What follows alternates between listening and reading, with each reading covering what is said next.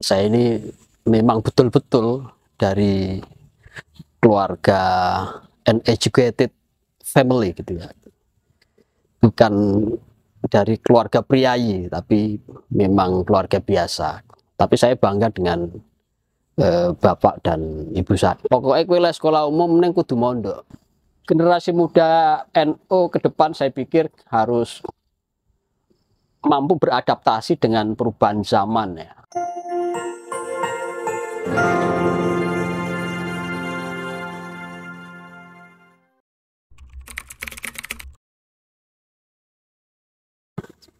Saya kebetulan dilahirkan di daerah pesisir ya, di sebuah kampung, tapi di situ kampung pesantren, tapi mayoritas warganya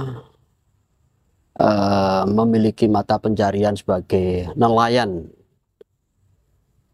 Kalau orang sana itu menyebutnya wong belah. Saya kebetulan dilahirkan di Sarang, persis di Desa Karangmangu itu, berdekatan dengan pondok pesantren Sarang yang sekarang terkenal masyhur itu. Bapak saya seorang santri juga, tapi mata pencariannya adalah sebagai nelayan. Ibu saya itu pedagang ikan. Saya ini memang betul-betul dari keluarga uneducated family gitu ya, bukan dari keluarga priayi, tapi memang keluarga biasa. Tapi saya bangga dengan bapak dan ibu saya, karena bapak saya itu orangnya paling sabar. Orangnya sabar, tidak banyak bicara. Sementara ibu saya itu pekerja keras. Pekerja keras sebagai pedagang ikan gitu ya. Sampai kalau bekerja itu ngasepin ikan itu sampai larut malam. Sampai jam 12 malam, mungkin bisa sampai jam 1 ya. Sehingga saya itu tidak bisa belajar karena ada asap itu yang menyelimuti di dalam rumah itu. Tapi saya tahu persis ibu saya itu adalah seorang ibu yang tangguh, karena habis bekerja gitu jam 12 malam, jam 1 malam, itu pasti saya lihat beliau itu sholat dan selalu melangitkan doa-doanya untuk anak-anaknya yang itu kami rasakan. Bagaimana kalau ada masalah, pasti ibu saya itu pasti puasa. Misalnya kalau saya mau ujian itu, saya minta doa sama ibu itu, pasti ibu saya puasa itu. Tidak hanya saya, mungkin adik-adik saya juga sama. Memang latar belakang saya itu ya dari keluarga biasa, bukan keluarga kiai, bukan keluarga memang keluarga biasa. Dan saya tidak pernah menyesal untuk jadi anaknya orang biasa. Saya hanya punya prinsip, innal fata mayyakuluha anadha falaisal fata mayyakulu kanabi. Itu yang saya pegangi, dan alhamdulillah kalaupun saya bisa sampai sekarang ya itu di luar cita-cita kami.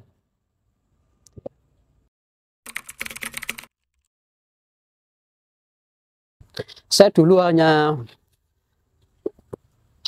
ingin jadi seorang guru ya, guru SD itu ya, guru agama. Saya ingin jadi guru di kampung gitu. Saya punya cita-cita yang sangat sederhana sekali. Nanti istri saya nanti jahit di rumah gitu, saya ngajar sambil ngaji gitu ya. Kalaupun sekarang menjadi dosen itu kan sebetulnya sudah pas gitu. Sudah pas, karena guru, kemudian saya juga itu kan guru kan pengajar ya, sekarang dosen kan pengajar juga. Nah, berarti kan cita saya dikabulkan oleh Tuhan sebagai seorang pengajar dan pendidik.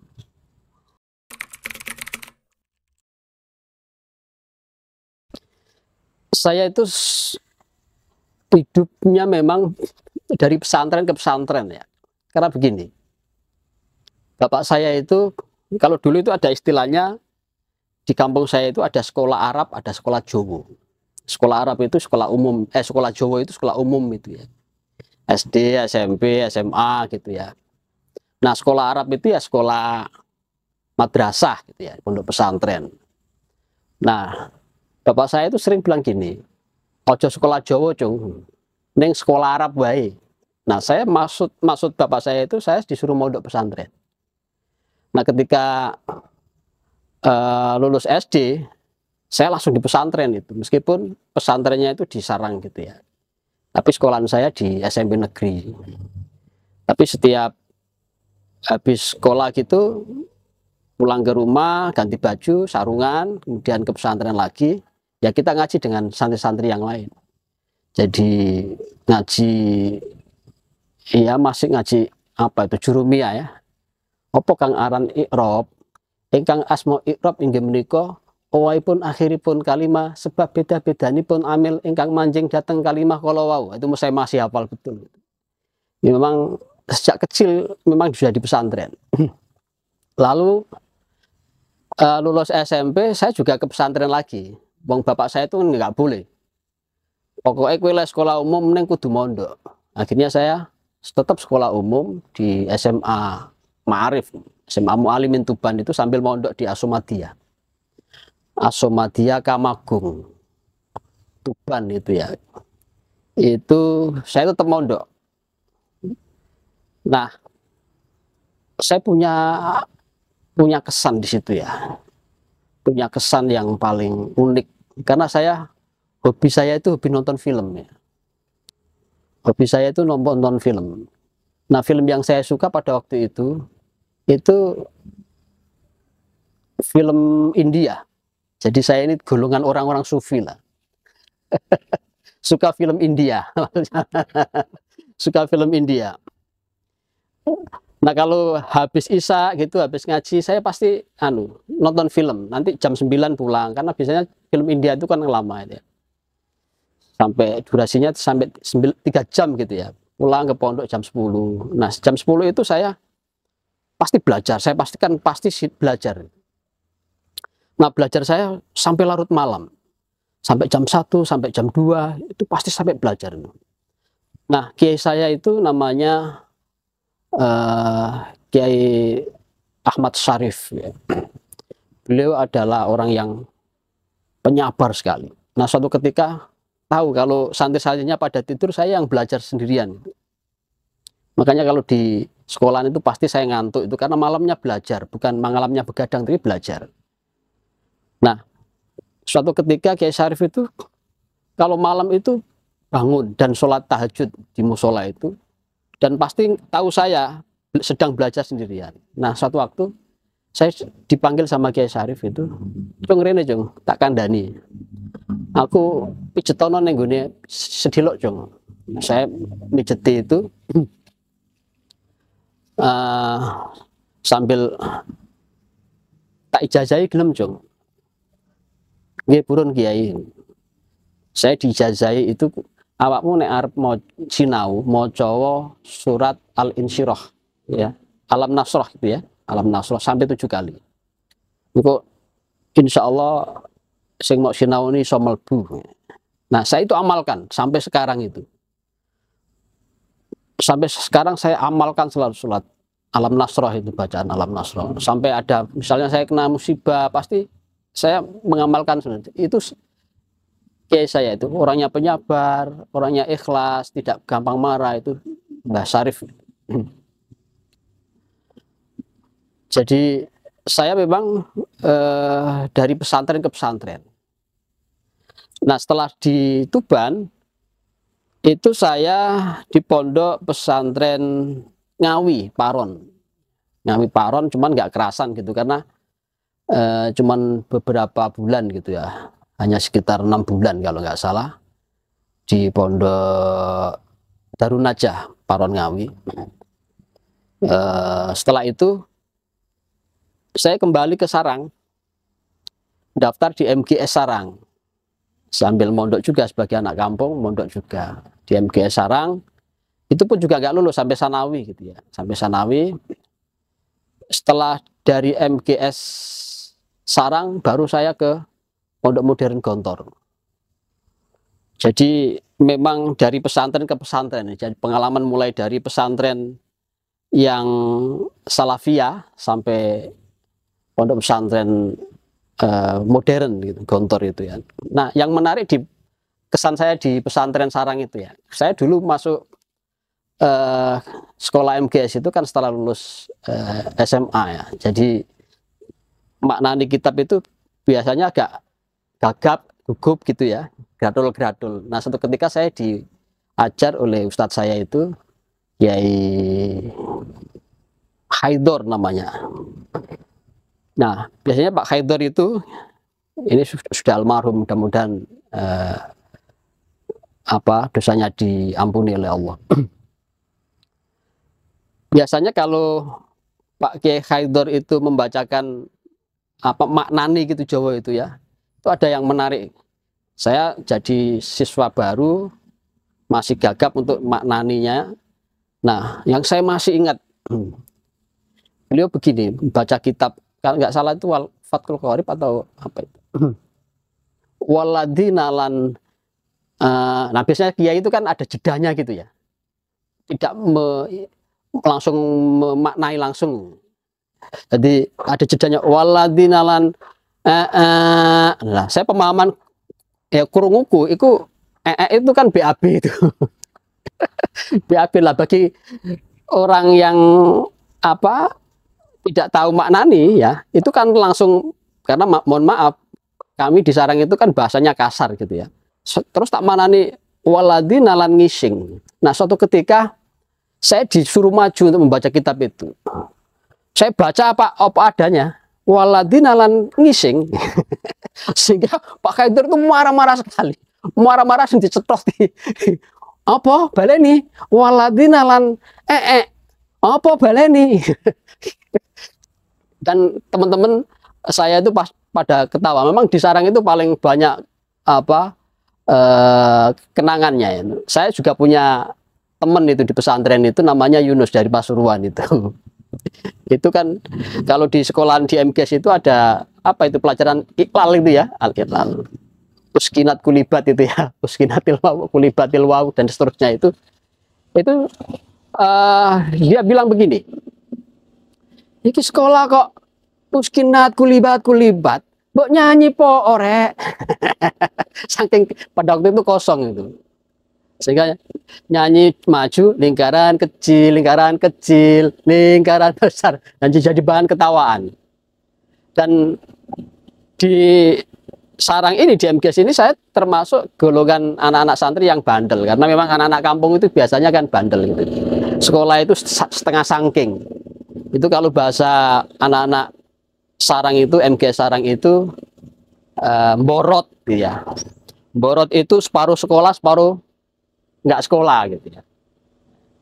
Separuh sekolah, separuh nggak sekolah. Jadi misalnya istirahatnya itu jam 9, ya nanti nggak meneruskan, tapi diteruskan di warung-warung kopi. Nah, itu kesan saya yang paling banyak. Dan di Gontor juga banyak kesannya ya, karena saya di Gontor ini kan termasuk golongan anak-anak santri yang ya banyak di pesantren itu banyak yang lucu-lucu ya. Misalnya ada anak yang ditakzir itu kan, anak kecil di Gontor itu karena tidak jamaah, kemudian delik nenggone almari gitu kan, begitu konangan pengurusnya, wah, nah itu kenangan-kenangan gitu. Ada juga yang biasanya kalau anak-anak Gontor itu ada tamu itu senangnya minta ampun ya, ada tamu itu senangnya minta ampun. Biasanya teman-temannya diajak karena bawa makanan, bawa itu kan. Nah suatu ketika di sebuah kamar itu kan biasanya Gontor itu bergantian kan imamnya itu. Nah, doanya itu menarik sekali. Padahal di belakang itu ada keamanan. Ada bagian keamanan itu ya. Nah, begitu pas doa di Gontor itu juga doa. Juga wiridan ya. Itu doanya begini. Allahumma ba'idni minal kismil amni. Ya Allah, Allahumma ba'idni minal kismil amni, itu keamanan itu. Karena keamanan kan tukang ngeplak itu. Nah, nggak taunya padahal di belakang, wa qoribni ya Allah, wa qoribni min kismid diafah ya. Bagian tamu. Jadi akhirnya yang keamanan ini tersinggung kan. Begitu habis sholat, langsung yang imamnya tadi itu, teman saya itu satu kamar itu disuruh kiamat anta, kiamat, langsung begitu kan, dihukum lah kira-kira begitu. Itu juga menarik juga, di kantor juga ada yang menarik itu.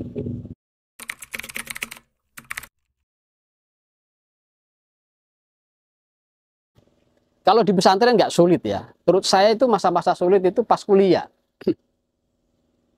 Pas kuliah itu memang ekonomi bapak saya sedang lagi menurun gitu ya.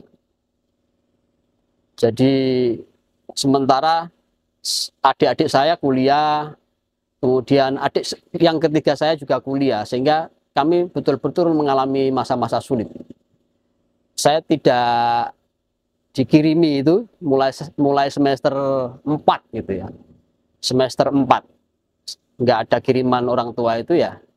Malah justru saya ngirimi adik saya yang ketiga itu, karena saya dapat beasiswa, dan beasiswa itu dulu itu berupa ATM gitu, dikasih ATM BNI itu. Saya kasihkan sama adik saya yang ketiga itu di Brawijaya itu, kuliah di Brawijaya setiap bulannya karena bisa gesek sekitar 50.000. Nah, itu masa-masa paling sulit itu, karena harus bertahan bisa jadi sarjana, tapi sisi lain saya juga harus bisa menghidupi saya sendiri dan adik saya. Itu yang saya rasakan masa-masa paling sulit.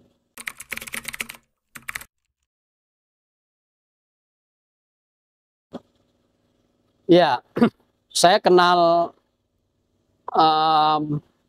organisasi itu di kampus ya, di IAIN sebelum jadi UIN dulu.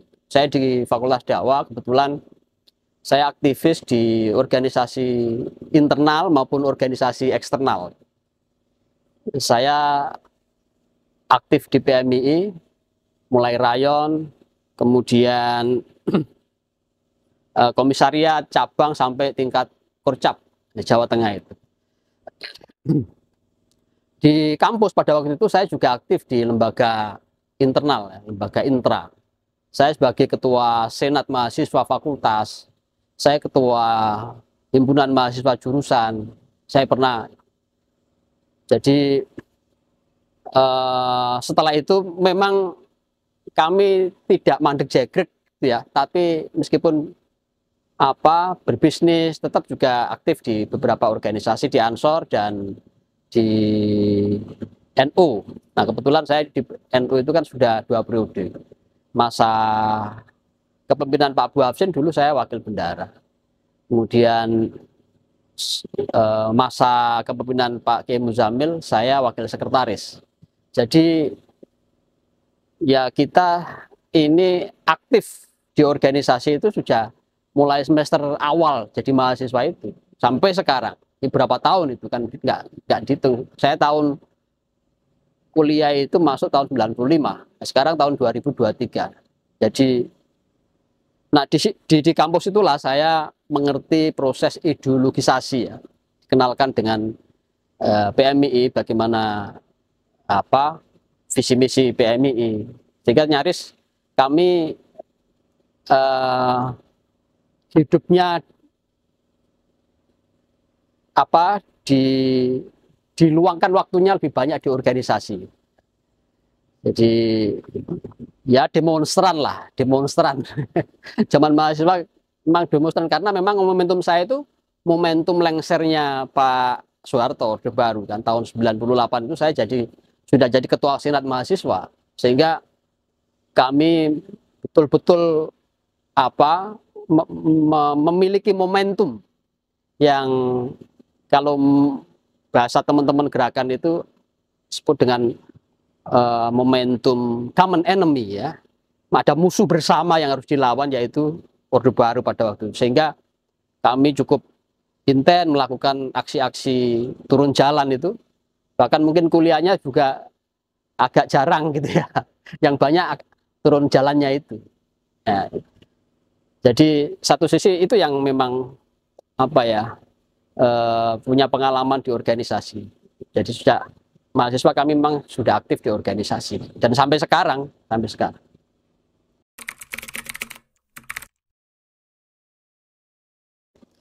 Ya namanya saya ini kan masuk kuliah itu kan agak terlambat ya, karena di pesantren itu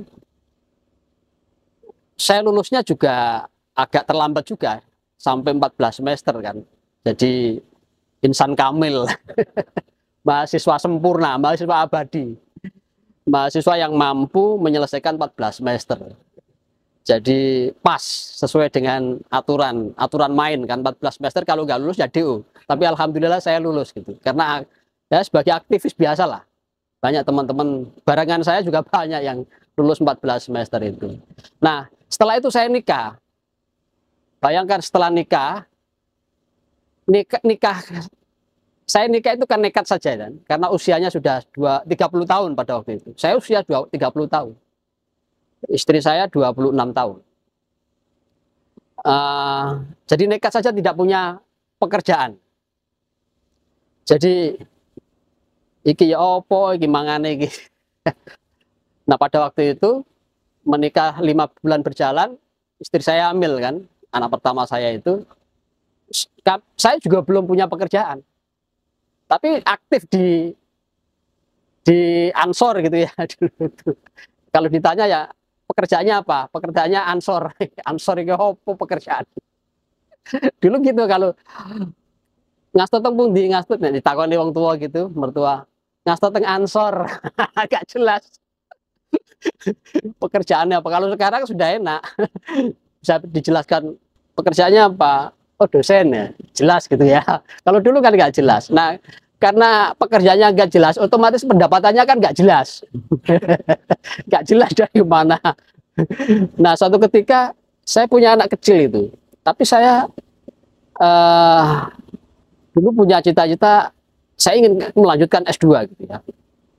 Melanjutkan S2 dengan bonek, biar apa, bondo nekat gitu ya. Saya nggak punya pekerjaan tetap, sementara saya punya anak kecil kan, dan saya sekolah.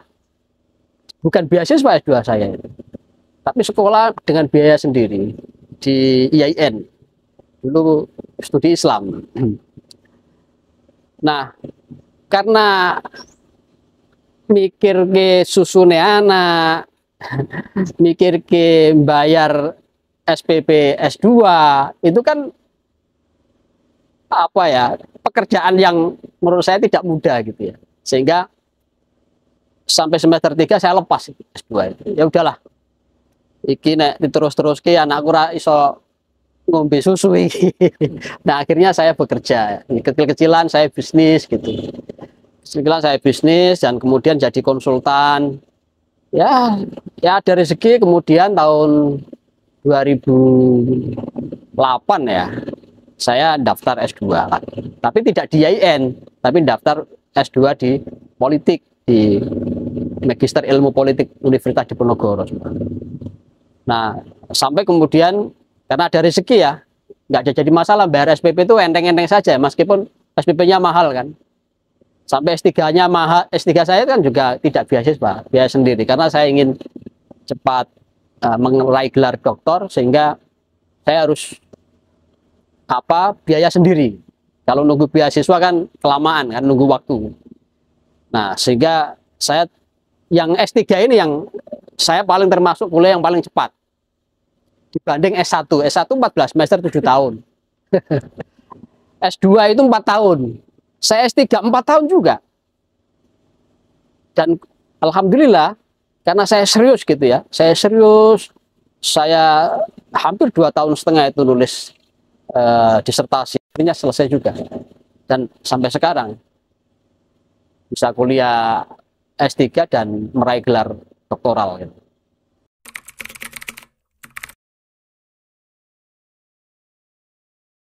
Ya itu. Jadi saya punya prinsip begini. Jadi orang itu jangan setengah-setengah. Itu kalau misalnya ada S3 ada S3, setelah S3 itu ada S4, saya akan sekolah lagi karena saya senang ilmu. Saya itu hobinya mulai SMA itu tadi itu ya, senang belajar, membaca. seneng ilmu saya itu. Jadi makin ke sini kami itu merasa kurang gitu. Kalau misalnya ada yang buka program studi S4 misalnya, mbok gelare opo, mungkin saya akan sekolah lagi. Sehingga menurut saya jangan jadi setengah-setengah. Jadi sekalian kalau mek sekolah ya sak pol-pole gitu. Sak pol-pole.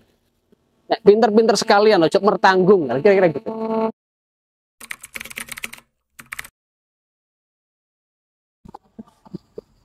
Saya kagum dengan dua sosok kiai, yaitu Gus Dur dan Gus Mus. Kiai Haji Abdurrahman Wahid ini adalah paket lengkap.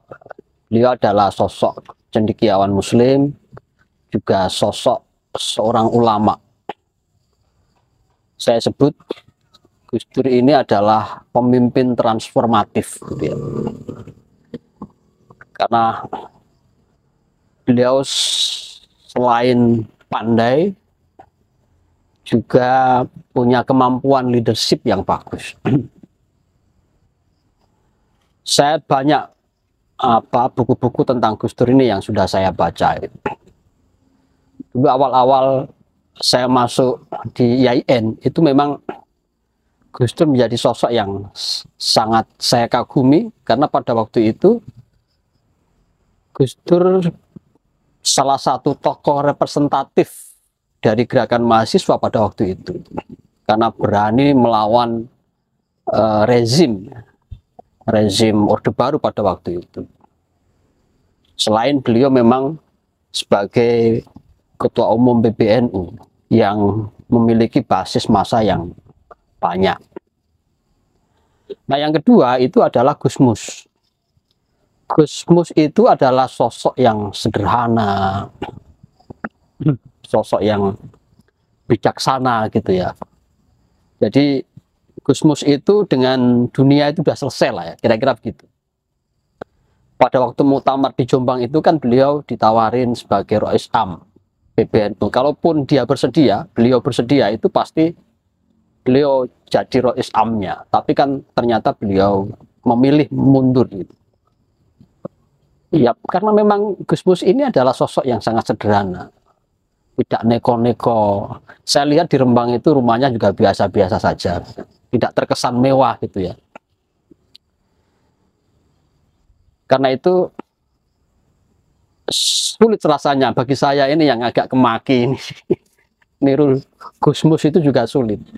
Kalau punya duit itu kan pasti ada sombong-sombongnya itu kan, sebagai anak muda itu. Apalagi kalau punya mobil bagus dikit itu sudah petita-petiti gitu kan. Nah, Gus Mus itu kalau mau apa saja itu sebetulnya bisa. Tetapi kan beliau menggambarkan sebagai sosok yang sangat arif, bijak, lembut, dan sederhana. Sangat sederhana. Karena itu menginspirasi saya, memang sangat menyukai Gus Mus gitu ya. Karena bagi saya dunia ini apa sih ya? Saya punya pengalaman itu pada waktu saya terkena musibah. Saya masuk ruang ICU itu dua kali dan tidak bisa apa-apa. Karena 1 jam itu saya hanya boleh minum 1 tetes sendok makan itu ya. 1 jam sekali, 1 jam sekali. Di ruang ICU begitu saya ingat-ingat, ternyata dunia ini tidak kita butuhkan pada waktu itu. Meskipun kalau mau beli es teh, mau beli es jeruk kan bisa, tapi kan nggak bisa. Nah, sehingga apalah sih dunia ini ya, hanya sementara gitu ya. Tapi toh harta yang melimpah, kemudian kekayaan yang mobil yang bagus itu kan nggak kita bawa mati istilahnya. Sehingga bagi saya ya sosok Gus Mus ini yang memang betul-betul beliau sudah selesai akan dirinya. Nah, saya ingin menjadi beliau seperti itu. Cuman saya kira rasanya sangat sulit. Ukuran saya yang agak kemelinti ya, sebagai anak muda yang ono kemakinnya sedikit lah. lagi lulus doktor wes kemaki kan gitu, lagi lulus proposal disertasi aja ampun wes kayak rasa doktor gitu kan, padahal nggak ada apa-apanya dibanding sama beliau. Dia alim, dia sosok, dia seorang bapak yang memang menginspirasi bagi anak-anak muda NU saya kira.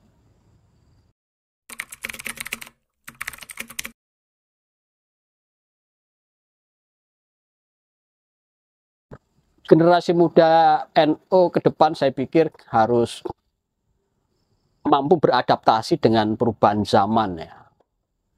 Era sekarang ini kan perubahan zaman itu kan begitu cepat ya. Begitu cepat dan tidak disangka-sangka kan, tidak sangka-sangka. Karena itu menurut saya meningkatkan literasi, bagaimana teman-teman muda ini punya kreativitas yang itu sesuai dengan konteks perubahan zaman.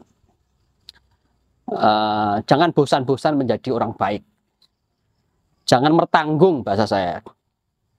Jadi kalau misalnya ini dianggap baik untuk NU ya harus kita perjuangkan, karena menurut saya setiap kebaikan itu harus diperjuangkan.